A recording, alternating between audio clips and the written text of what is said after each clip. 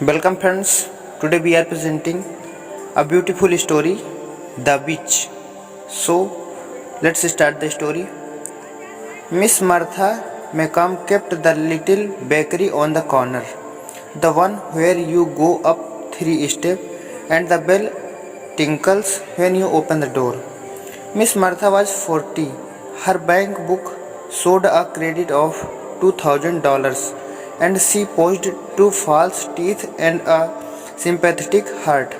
Many people have married whose chances to do so were much inferior to Miss Martha's. 2 or 3 times a week a customer came in whom she began to take an interest. He was a middle-aged man, wearing spectacles and a brown beard trimmed to a careful point. He spoke English with a strong German accent. His clothes were worn and darned in place, and wrinkled and baggy in others, but he looked neat and had very good manners. He always bought 2 loaves of stale bread. Fresh bread was 5 cents a loaf. Stale ones were 2 for 5. Never did he call for anything but stale bread. Once Miss Martha saw a red and brown stain on his fingers. She was sure then that he was an artist and very poor. No doubt he lived in a garret where he painted pictures and ate stale breads and thought of the good things to eat in Miss Martha's bakery. Often, when Miss Martha sat down to her cups and lights, rolls and jam and tea, she would sigh and wish that the gentle-mannered artist might share her tasty meal instead of eating his dry crust in that draughty attic. Miss Martha's heart, as you have been told, was a sympathetic one. In order to test her theory as to his occupation, she brought from her room one day a painting that she had bought at a sale and set it against the shelves behind the bread counter. It was a Venetian scene, a splendid marble Plagio, so it said on the picture, stood in the foreground, or rather for water. For the rest, there were gondolas with the lady trailing her hand in the water, clouds, sky, and chiaroscuro in plenty. No artist could fail to notice it. 2 days afterward, the customer came in, 2 loaves of stale bread. If you please, you have here a fine picture, madam, he said while she was wrapping up the bread. Yes, says Miss Martha, reveling in her own cunning.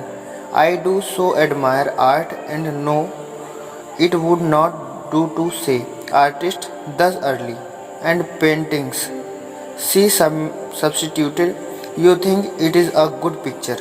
Their balance, said the customer, is not in good drawing. Their perspective of it is not true. Good morning, madam. He took his bread, bowed and hurried out. Yes, he must be an artist. Miss Martha took the picture back to her room.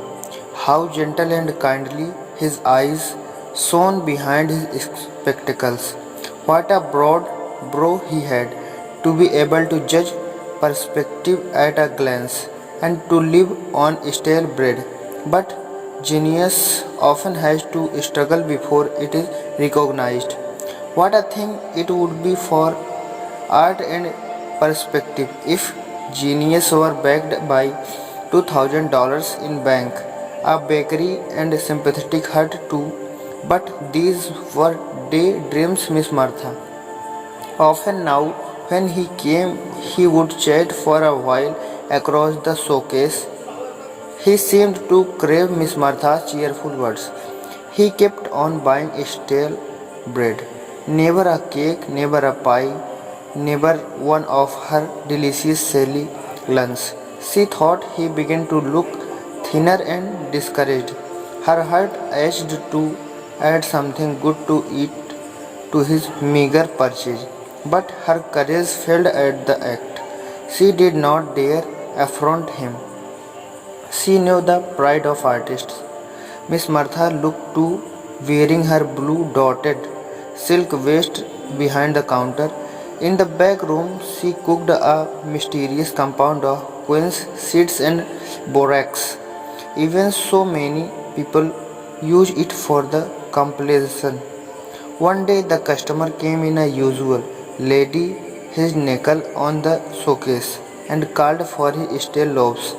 While Miss Martha was reaching for them, there was a great tooting and clanging, and a fire engine came lumbering past. The customer hurried to the door to look, as anyone will. Suddenly inspired, Miss Martha seized the opportunity. On the bottom shelf behind the counter was a pound of fresh butter that the dairyman had left 10 minutes before. With a bread knife, Miss Martha made a deep slash in each of the stale loaves, inserted a generous quantity of butter, and pressed the loaves tight again. When the customer turned once more, she was tying the paper around them. When he had gone, after an unusually pleasant little chat, Miss Martha smiled to herself, but not without a slight fluttering of the heart. Had she been too bold? Would he take offense? But surely not. There was no language of edibles. Butter was no impulse of unmaidenly forwardness. For a long time that day her mind dwelt on the subject. She imagined the scene when he should discover her little deception. He would lay down his brushes and petrol. There would stand his easel with a picture he was painting in which the perspective was beyond criticism. He would prepare for his luncheon of dry breads and water. He would slice into a loaf. Ah, Miss Martha blushed. Would he think of the hand that placed it there as he ate? Would he? The front door bell jangled viciously. Somebody was coming in, making a great deal of noise. Miss Martha hurried to the front. Two men were there. One was a young man smoking a pipe, a man she had never seen before. The other was her artist. His face was buried, his head was on the back of his head, his hair was wildly rumpled. He clenched his two fists and shook them ferociously at Miss Martha, at Miss Martha. Dumpkoff, he shouted with extreme loudness, and then Townsford or something like it in German. The young man tried to draw him away. I will not go, he said angrily, else I shall told her. He made a base derm of Miss Martha's counter. You have softened me, he cried, his blue eyes blazing behind his spectacles. I will tell you. You was one meddlesome old cat. Miss Martha leaned weakly against the shelves and laid one hand on her blue dotted silk waist. The young man took the other up by the collar. Come on, he said. You have said enough. He dragged the angry one out at the door to the sidewalk and then came back. Guys, you ought to be told, ma'am, he said, what the row is about. That's Blumberg. He's an architectural draftsman. I work in the same office with him. He's been working hard for 3 months drawing a plan for a new city hall. It was a prize competition. He finished inking the lines yesterday. You know a draftman always makes his drawing a pencil first. When it's done, he rubs out the pencil lines with handful of stale bread crumbs. That's better than India rubber. Blumberg's been buying the bread here. Well, today, well. You know, ma'am, that butter is not well. Blumberg's plan is not good for anything now except to cut up into railroad sandwiches. Miss Martha went into the back room.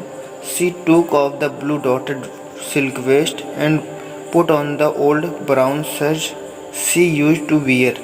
Then she poured the quince seed and borax mixture out of the window into the ash. Then that's it. Thank you.